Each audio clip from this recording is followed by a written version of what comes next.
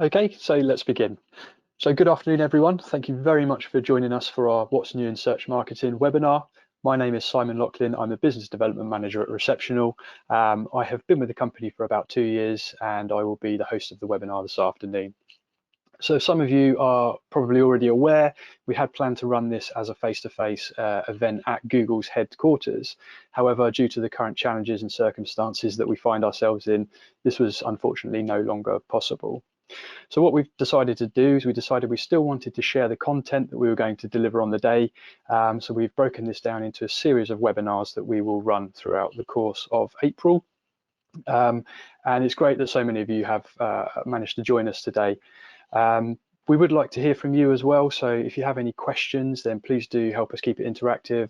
There should be a questions tab on the right hand side of your screen, so feel free to pop any questions in there and we'll try to answer those at the end. Obviously anything that we can't answer we will follow up with a written response. We'll also be running a few polls as well throughout the talks as well, so if you can provide your feedback as our speakers are talking through those, that would be fantastic. Okay, so now just take a moment to introduce our speakers for today. So first of all, we will have James Newhouse, who heads up our organic search side of the business. James has been with the business for a number of years and he's part of the senior management team. Following that, we'll be speaking with Holly Elwood, who's our senior paid search consultant and has about 8 years experience working in various different paid ad campaigns across various different sectors. And then, like I mentioned, I'll be the host and collating questions. So just a quick look at what's coming up. First of all, James will be talking about how high net worth individuals are choosing their next asset manager. So we'll be learning about the sales funnel, we'll be identifying the channels used during the research and the buying phases, and then we'll be looking at the most popular devices and how to optimize that user experience. Following that, Holly will be then talking about the paid search side of things, where she'll be talking about finding untapped opportunities, getting the fundamentals right, and then of course running sort of cost-effective campaigns. So I think now is a good time in the current challenges and circumstances that we find ourselves in to be sort of reviewing our marketing plans, making sure that we're using all the available channels that are most cost effective to us as well.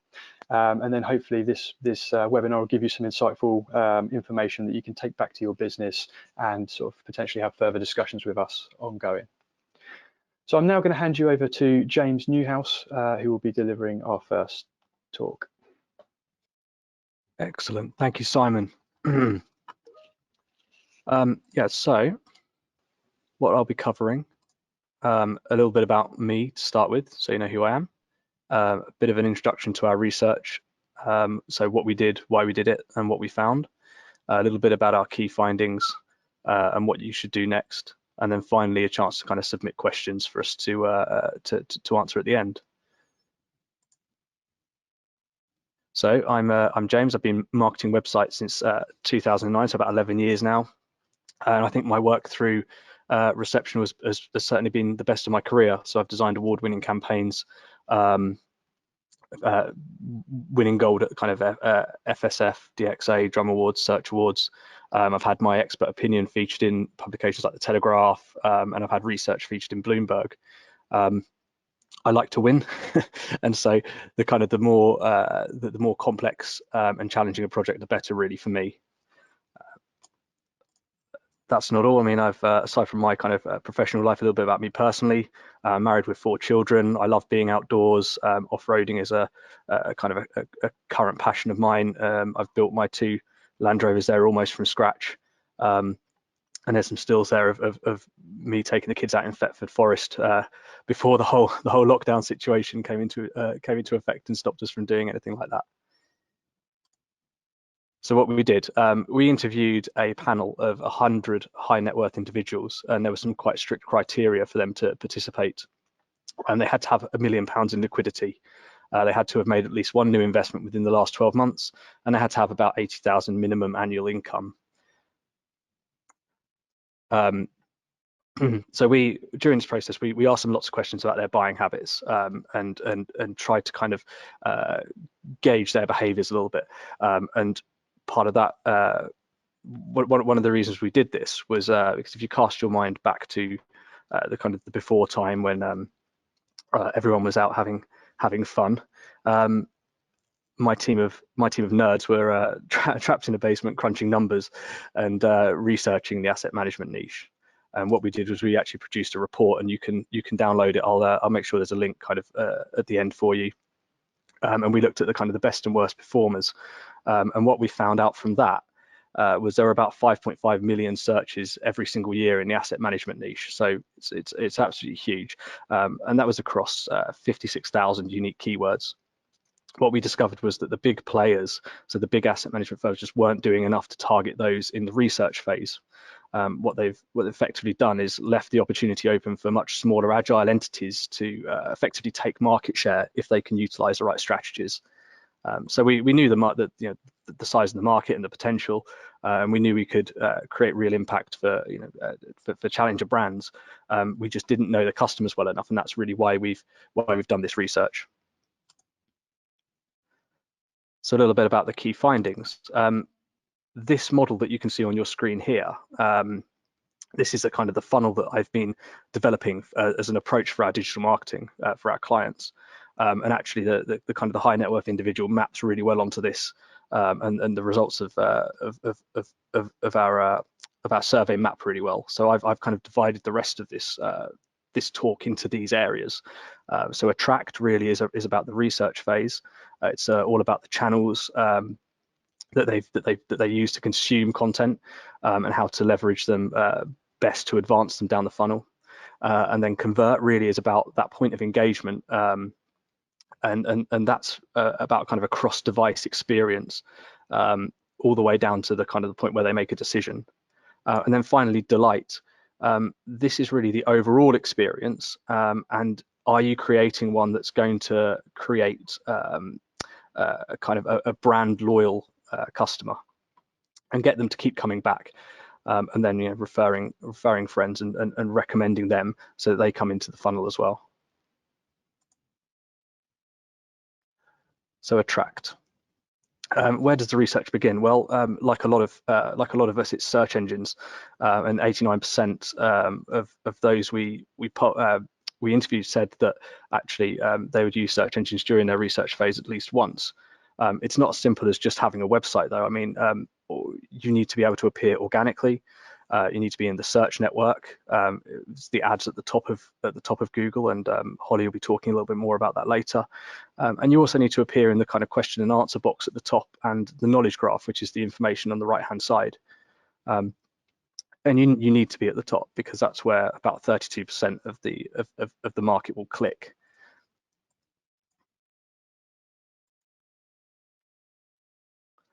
So thinking about our funnel and knowing that search engines are the kind of the biggest channel here. Of the trillions of searches worldwide every day, about 10% of searches are direct questions like the ones you can see here.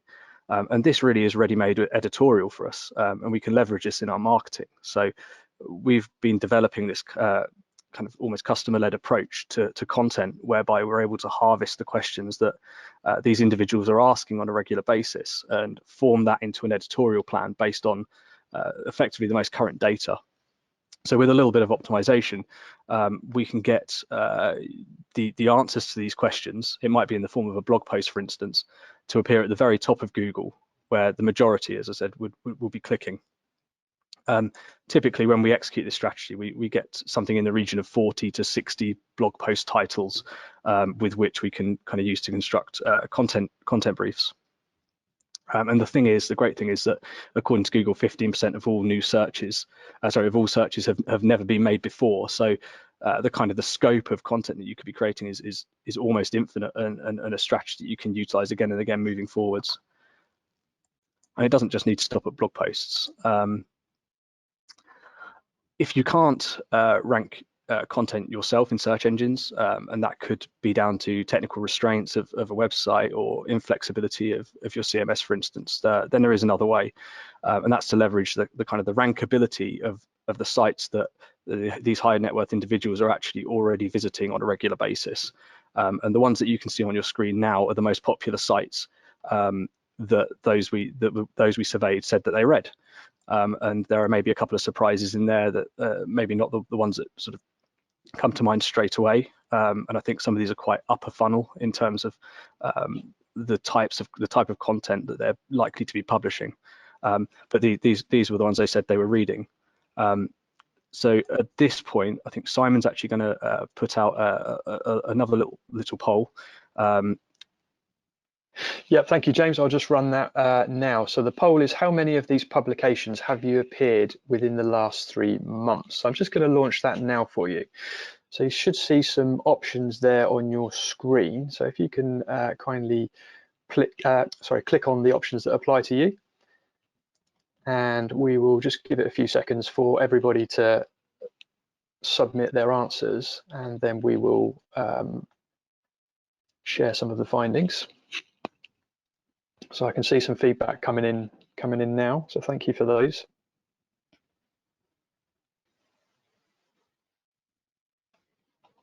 Okay, so if I just close that now, we've now had some answers in, and I'll just share the results there. So you can see 38% of is none, 63% some, but less than half. And then you can see that more than half, and all of them, of course, are both at 0. So that's perfect, James. So over back to you again. So the reasons to get on these sites is effectively threefold. Firstly, they can kind of rank any content that they choose to publish with some optimization, which is which will be our job to make sure that content is optimized for the types of keywords that we'd want to rank it for. Secondly, they stand a really good chance of getting a click from the exact target market that we're after, because they're already familiar with these publications. They've told us that these are the ones that they would go to by default. And kind of thirdly, they're doing their own promotion through their own networks for you effectively. So one of the top channels for these is likely email newsletters, and they'll be putting those out. They'll also be doing a lot of social media activity. So, as I said before, we're not limited just to blog posts. There's all sorts of content we can put out to these sites as kind of part of PR activity. What we would typically do is delve into analytics and identify your best pieces of content, and that might be performance metrics like engagement, conversions, email captures, time on site, or progression through a funnel. And then you can kind of turn that content's themes into any of these types of content that you've got on the screen. Video is a huge one. These 6 content types are those that came up most commonly when we were interviewing our 100 high net worth individuals. But video was a standout one. So you can turn almost any piece of content into a video. It could be talking head, or it could be kind of a Q&A session or a panel. It could work very well. I thought I would just show some examples of content here. These are things that we've done fairly recently. Our graphic design team have taken what would typically be blog post information and transformed it into something graphical so that it engages with a whole new audience. And this works very well when pitching content to those big name publications that we had previously. And using these kinds of content campaigns, for instance, with one of our clients, Liberis, we'd run these types of campaigns and generated a return of 700%, and that campaign went on to win 4 or 5 awards over the last year.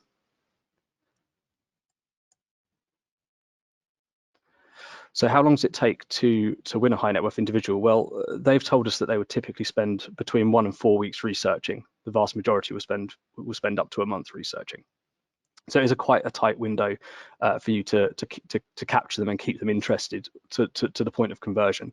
And it's not just on search engines you've got to be visible, but also the online press, and also on some of the channels that Holly will touch on a little bit later, like display and video advertising. And here's just a summary of the most popular channels. So obviously we've already mentioned search engines were by far the most popular, but social media and video platforms are growing very quickly. And if we were to break this down by age demographics, and when we produce the kind of the written version of this report, you'll be able to see that actually most of the older generation are still very much in kind of print and email newsletter, whereas the younger generations are moving to video, social media, and search engines more so. and we've got one crazy person there that did absolutely no research whatsoever before making an investment.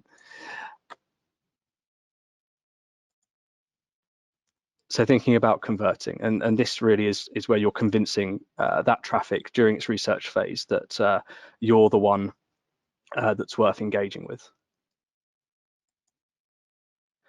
And we found something surprising during this research piece, and that was that actually 73% of those that we spoke to had made an investment without any human interaction, which is just a phenomenal amount. And I think this is what we're seeing more broadly across all industries, is that things are moving more towards a completely online buying cycle.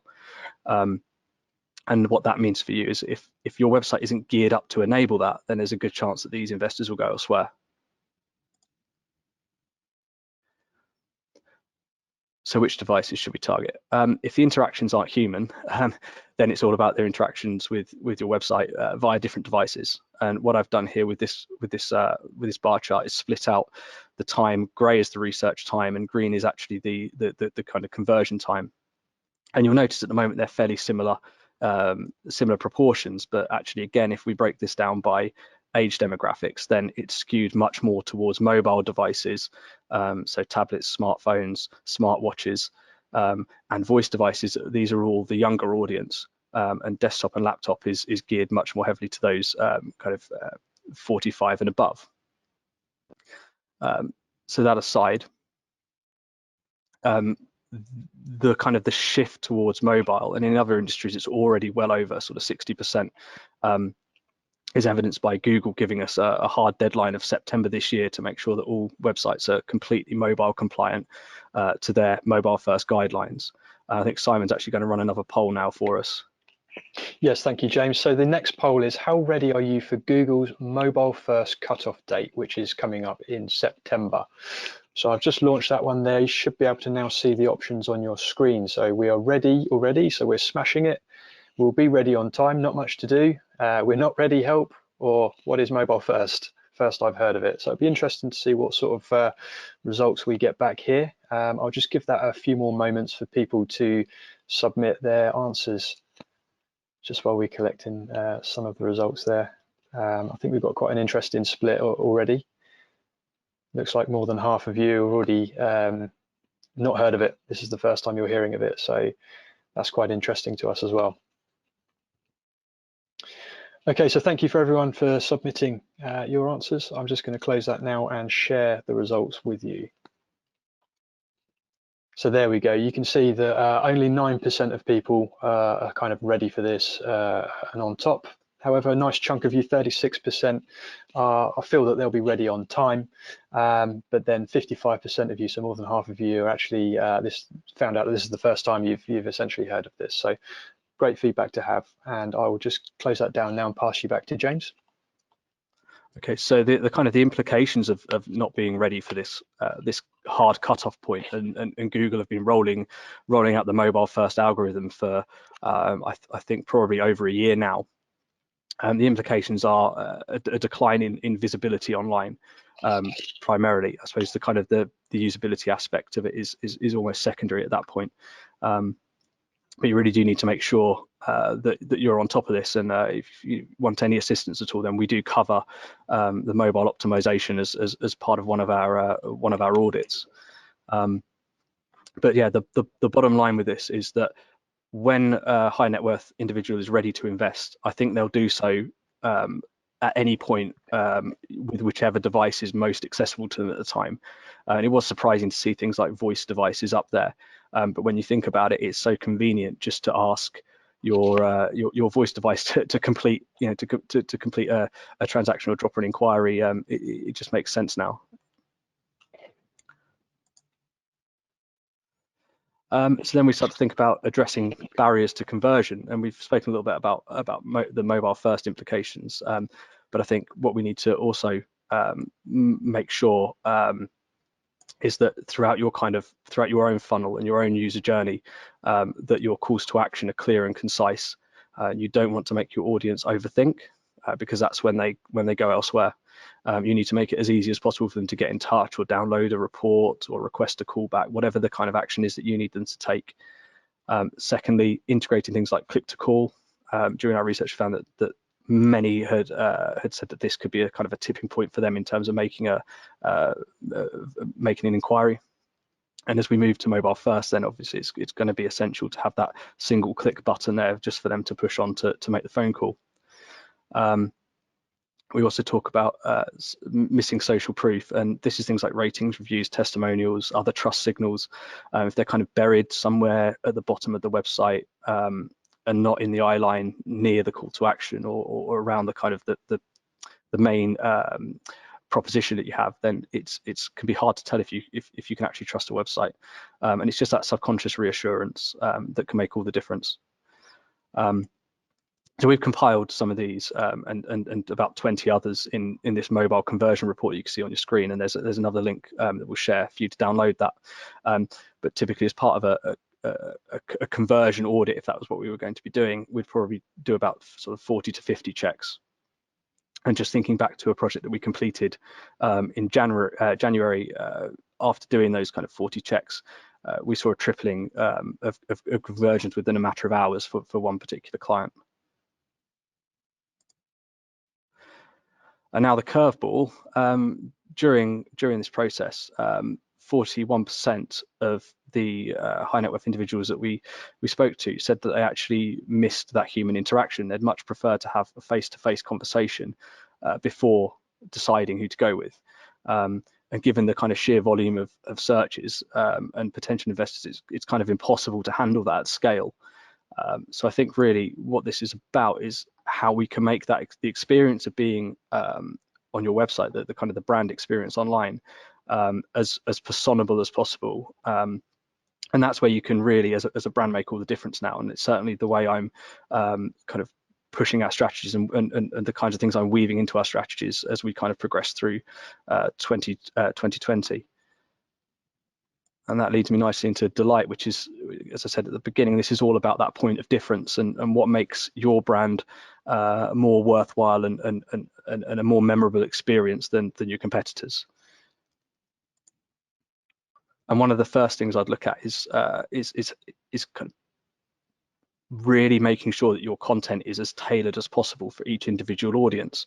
And a really nice thing that we've developed is the ability to overlay LinkedIn information on your Google Analytics, and with a really good degree of accuracy, see how effective your content is performing by the job title of the audience that are reading it.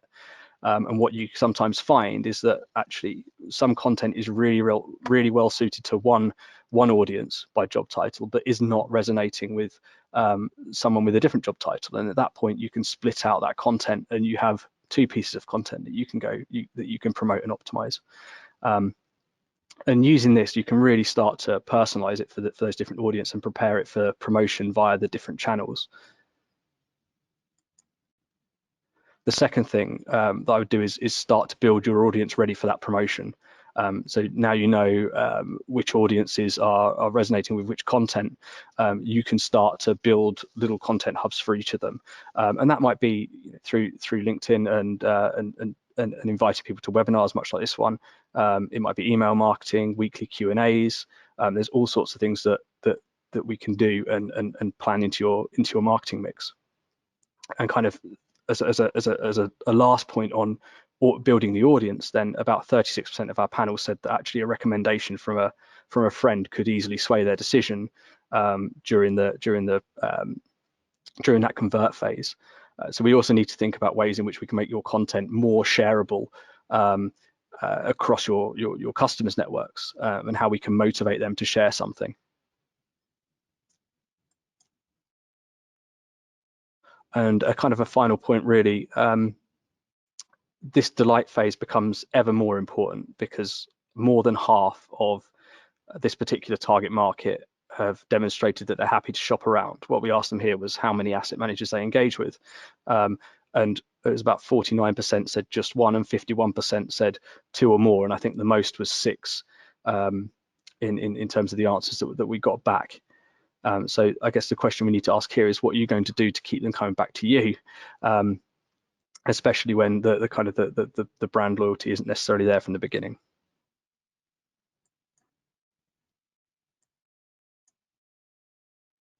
Next steps then. So as far as what we can do to help, then we have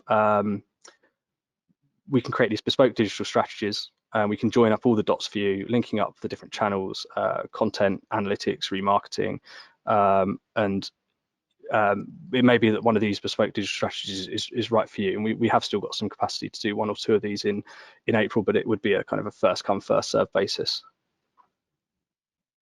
Cool, thank you for your time. I'm going to pass back over to Holly now. Okay, thank you. I think we're there.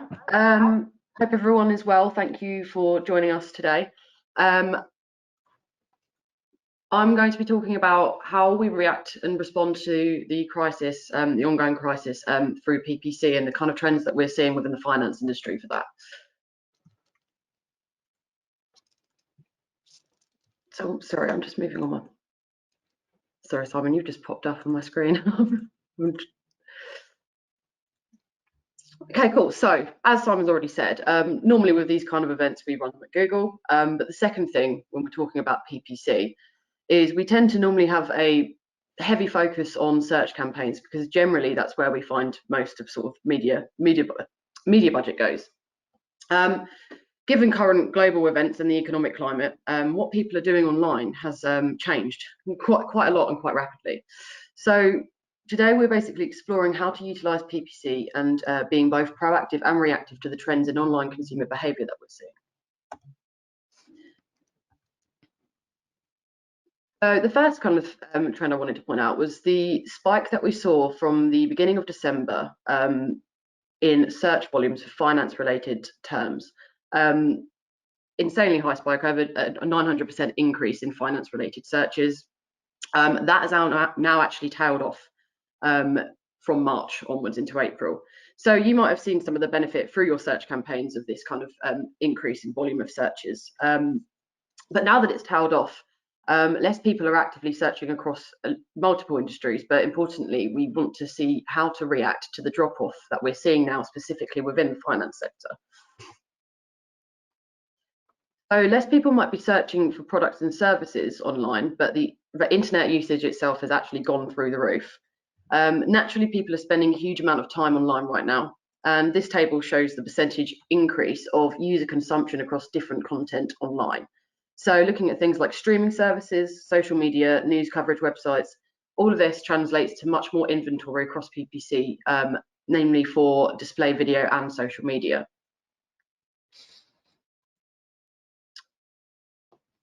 So translating that to device usage. So mobile device usage has increased considerably, as we might expect. We can see, oh, sorry, no, I'm on, sorry, talking about ad traffic rather. So basically across, different paid ad traffic channels. From March, we're still seeing search volumes down 20%. Again, that's kind of from March, not sort of through the period we saw specifically for finance from December to February. We've also kind of seen 15% down, a downward trend for Google Shopping as well. What is up in traffic is traffic from the display network and from YouTube, because basically this is where people are spending a lot of their time right now. For example, browsing news websites, which could very well be part of the Google display network, or just purely watching a lot of YouTube videos and things online, because we've got a lot of time to pass. Sorry, I jumped ahead a bit there. Translating that into basically user device. So we've seen basically a 70% increase in mobile device usage during this period. So mobile was important pre-crisis, and it's just basically become even more important. So moving along to look at some interesting stats for social. Well, we once might have questioned the relevancy of social media for things like B2B or finance industry and things like that. The data we're seeing at the minute speaks for itself. So we're seeing an increase in social media usage, not just for personal reasons, but for professional reasons too. So all this means that now more than ever, there's a huge opportunity to reach audiences via social media platforms. So the opportunity. What do these trends mean for us? To refer back to one of the earlier slides, again, search volumes within the finance industry are tailing off, but the inventory through other paid channels is increasing. The opportunity here means reevaluating marketing strategy to look way beyond the scope of search campaigns. So back to James's survey, we can see that a large portion of people are happy to make an investment decision based solely upon online advice. This kind of ties quite nicely into the creation of quality content, plus using a sort of multi-channel strategy and approach. If over 40% of people are using social media or video content to research investments, then pandemic or not, it makes sense for you to get your content in front of people at these different key touch points.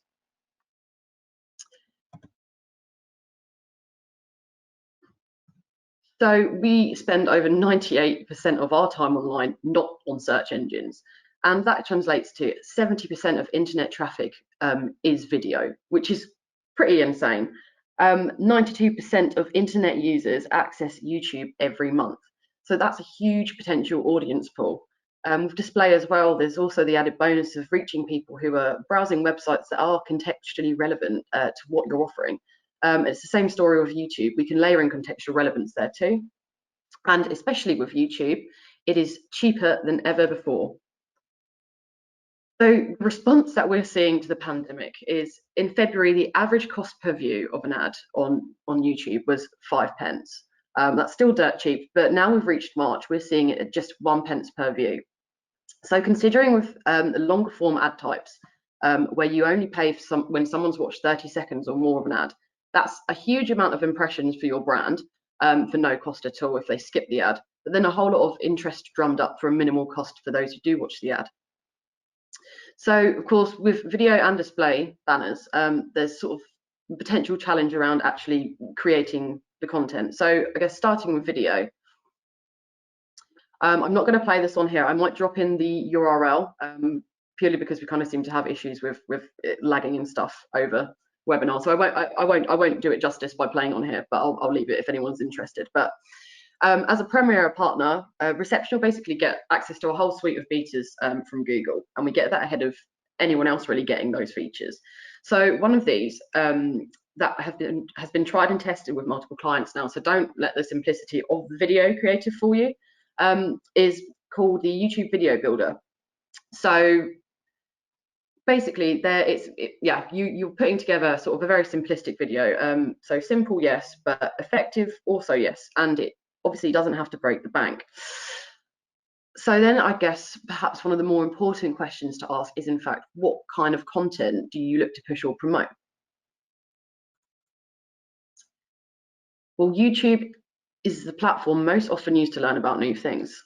Social media is up there too. So that means that we can utilize the top searched for questions to do with the finance industry and analyze the search term data and trends to confidently identify the most sought after answers within the finance industry.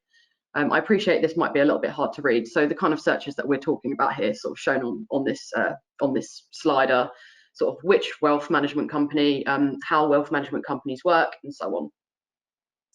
So creating content around these types of terms, terms of high volume or high demand, it means you're already adding value to any potential customer without the need of any kind of hard sell. We see some companies doing this well already. So here's an example. There's a multitude of companies within the industry already capitalizing here. Killer halfway there, they've got loads of great video content, really relevant to their audience, but they could massively boost their video views were they to promote their ad content through video advertising. Now we're looking at sort of a penny per view. Just kind of think how much reach they could garner with even just a few £100s. So when video advertising is so cheap, this poses a really big chance of getting ahead of the competition. It might be a good time now to take the poll before moving on to sort of display campaign aspects. So Simon, I'm not sure if you want to. Yes, thank you very much, Holly. So the next poll will be, what proportion of your online budget do you dedicate to display ads? So again, I'll just launch that. So you should have the 4 options in front of you now. Is it none? Is it 0 to 15%? Is it 15 to 30%? Or is it more than 30%? So I can see now that we're getting some answers just coming in. So again, I will collate some of these and share that when everyone's had a chance just to provide their feedback. Brilliant, still a couple more just coming in. Okay, great, thank you very much. So I'll close that and I will share the results with you so you can see So you can see that none 0%, 0 to 15% is 75% of you, and 15 to 30% is 25% of you. So some interesting figures there. So Holly, thank you. I'll pass that back to you. Thank you. So yeah, it's just interesting to see how that fares against what we're seeing as sort of the general trends. So at the minute we're seeing, or for 2019, which is the last time we've looked at these figures, about 40% of media spend is going to display ads versus sort of 50% to search. So why is this the case? Display is hugely important for sort of longer buying cycles. Right now, customers in certain industries might be very reluctant to buy anything online given the current economic uncertainty. So display helps with the long game and sort of getting those prospects onto remarketing lists to reach out to them again in the future. It also helps make sure that your brand is at the forefront of people's minds when they are ready to buy in a few weeks' time or months, however long that may be. On top of that, it's easier than ever to sort of get started with display now. In the same way they've got the YouTube video builder, instead of sort of having to sit down and create HTML banners and all that kind of stuff, there's something that Google released last year called responsive display ads. What responsive display ads do is you basically give Google a bunch of images for an ad, you give them headlines, you give them descriptions, and it uses machine learning to then sort of find the winning combinations to drive up click-through rates and also conversion rates. So again, it's so easy to get started now. It just completely makes sense to capitalize off of it. So to move on to audiences and targeting, the first one I would note that we're very excited about are custom intent audiences. So these have been around for a bit now, but what we can do is we can take a list of your competitor URLs and we can generate an audience to target when they're sort of browsing websites that are within the display network. So people who've been shopping around on competitor websites, we can then retarget them. We can take that a step further and target even more granularly by sort of a list of specific URLs for specific products, say ISAs or something on a competitor's website, and then we're targeting with even more targeted ad again when they're sort of browsing other websites. That's not something, this kind of audience isn't something we can use on search for search campaigns. So again, it's kind of a great opportunity to do that, to get ahead of the game. So yeah, this kind of helps make display a great tool for prospecting new customers. But as a response to the global crisis, you might naturally have to start thinking about reducing spend on marketing. So for that, we say we would still always recommend and ensure that you're still making a grab for your lowest hanging fruit. So make sure at the very least you're marketing to current customers and warm prospects. As for maintaining awareness and protecting brand, video view campaigns on Facebook, for example, are extremely cheap for generating brand awareness, literally just a fraction of a penny per view. LinkedIn message ads have a 50% open rate, which is much higher than within email marketing. Finally, referrals and upselling are the easiest source for new business. You can encourage this more via your digital marketing strategy through sort of different schemes of friend referrals and things like that. So a final word on audiences. Where you can, leave audience building to machine learning. On this example, we're looking at Facebook here. You can create a lookalike audience based on your current customer and their behavior, likes, and interests. Google Ads can do the same thing using customer match data and creating a similar audience, which is it's the same principle but different name. And yeah, these aren't the only audience options for targeting. There's plenty there to get creative, but these are the ones that we kind of sort of trying to push right now, really, because we can see the opportunity there. So I think to finish off, we can't forget about the fundamentals. We need to get those basics right now more than ever. Because it's just some final notes to do with search campaigns, actually. So at the minute, especially, it's really important that you protect your brand.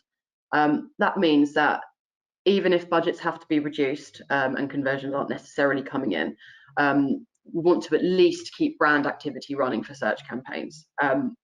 If you don't, then your competitors will capitalize off of that. it's the cheapest cost per clicks you're going to get, considering obviously it's your brand name.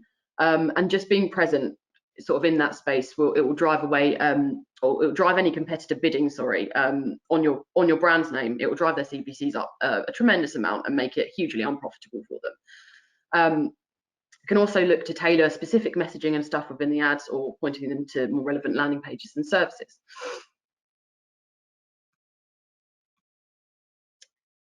Something else to consider is naturally the multitude of coronavirus-related searches appearing. So we've already got a list of about, I think, 10,000 keywords to do with the virus and sort of things going on now, that we're currently excluding from targeting across different client accounts. Providing it's obviously not in any way relevant to you, but this is extremely important to basically ensure that campaigns are as streamlined as possible, and we are reducing any irrelevant traffic and therefore any sort of unnecessary cost attached.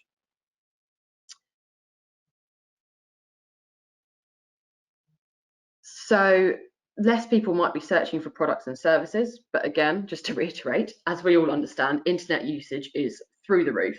Bandwidth is a problem at the minute. The system is straining, hence why Netflix and others are downgrading video quality just to try and help and keep up with that demand. It therefore becomes more important now for us to be fast on mobile and cater to slow connections. So what we've found is, after 2.5 seconds load time for a web page, things start to go a little bit awry. You can see sort of a 50% drop in conversions from that graph at that point where it takes about 2.5 seconds, which is never great. But on top of that, it has a negative effect from a PPC standpoint on keyword quality scores, which obviously drives up costs. It has impacts on conversion rates, as you can see, and it also impacts organic rankings. So a free, simple tool that we use for things like this is called Google Lighthouse. And it basically gives you insight into what's slowing down your website for mobile. It looks at a lot of different aspects, and it will give you sort of play-by-play of and advice, basically recommendations of what you can do to help speed that up. So we've covered quite a lot here. So again, just let us know if there's sort of any questions within the comments. But to summarise, I'll sort of leave this here. So opportunity is abundant with display video and social right now, and it doesn't have to be expensive, I suppose, is the main takeaway. We need to think of new sort of ways to generate business, or make sure that we have our right foot forward when things start to pick up again. So that does mean moving beyond just the scope of search. With creatives that are now much easier to make with Google's new tools, and plenty of ways to sort of prospect new customers and keep those warm leads warm. We just hope that getting the basics right will basically help protect your brand during this difficult period. So that is everything from me, and I will hand back to Simon. Perfect. Thank you very much, Holly. No worries. Great. Thanks a lot. Yeah. So I think big thank you to both James and Holly for the content that they shared with us today. I think there's some really informative information within those. So just like I mentioned at the start of the webinar, we are running a series of these over the course of April. So this is just giving you an overview of the dates for the next ones that we've got. So the next one will be Intelligent Content Marketing, which will be held next Wednesday at the same time. The following Wednesday, it will be a LinkedIn Advertising Masterclass, and then we will cap things off with what's new with Google and YouTube ads, which will be held on Wednesday the 29th.